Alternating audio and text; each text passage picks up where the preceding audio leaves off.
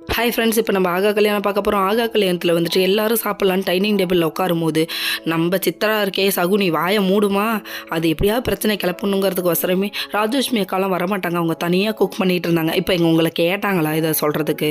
கடைசியில் அவங்க அப்படி சொன்னோடனே கரெக்டாக அவங்களும் என்ட்ரி ஆகுறாங்க. என்ட்ரி ஆகிட்டு அவங்க சமைச்சதை எடுத்து போடுறாங்க. போட்டுட்டு இது மாதிரி இது இவ்வளோ பிரச்சனை நடந்ததுக்கப்புறம் அவள் சமைச்சதை நான் சாப்பிட மாட்டேன் அப்படின்னு சொல்லிட்டாங்க. பத்தாவதுக்கு அவங்க என்ன சொல்கிறாங்கன்னா, என் புருஷனுக்கு என் பிள்ளைக்கும் நானே சமைச்சு வச்சுருக்கேன்னு வேறு சொல்கிறாங்க. நீங்கள் பார்க்குறதே ஒரு கொடூர வேலை, இதில் வேறு என்ன கூட்டு சேர்க்குறியா அப்படின்ட்டாரு அவர்.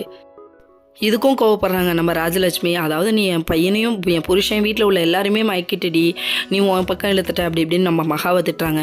நீ என்ன வேணால் திட்டிட்டு போன்னு சொல்லிட்டு பாட்டி இந்த டைமில் ஒரு ஆக்ஷன் மாதிரி இறங்குறாங்க. இறங்கி இந்தம்மா சொத்து பத்திரத்தையும் எடுத்துக்கு மொத்தமாக பிரிச்சுக்கோ அப்படின்னு சொல்லிட்டாங்க. என்னடா இது ஒன்றும் புரியலையே, நம்ம சித்ராவுக்கு மனசில் ஆசைப்பட்டதெல்லாம் நடக்குதுன்ற சந்தோஷம் வேறு. ஏமா இப்படி பண்ணுறீங்க? அந்த சகுனி வேலை பார்க்குறதுக்கு யாருமா உனக்கு சம்பளம் தரா? அதுக்கப்புறமா எல்லாருமே கிளம்பி போயிட்டாங்க. யாருமே சாப்பிடவே இல்லை. சூர்யா உட்காந்து தனியாக ஃபீல் பண்ணிட்டுருக்காரு. அந்த டைம் பார்த்து பாட்டி வந்து ஆறுதல் சொல்லலான்னு வந்து உட்காடுறாங்க. சூர்யா என்னம்மா நடிக்கிறாரு, நான் நியாயத்து பக்கம் தான் இருந்தேன், அதுக்காக போய் இப்படி ஒரு தண்டனையா, எங்கள் அம்மாவையும் நான் எடுத்து பேசிட்டேனே அப்படின்னு சொல்லி ஃபீல் பண்ணுறாரு.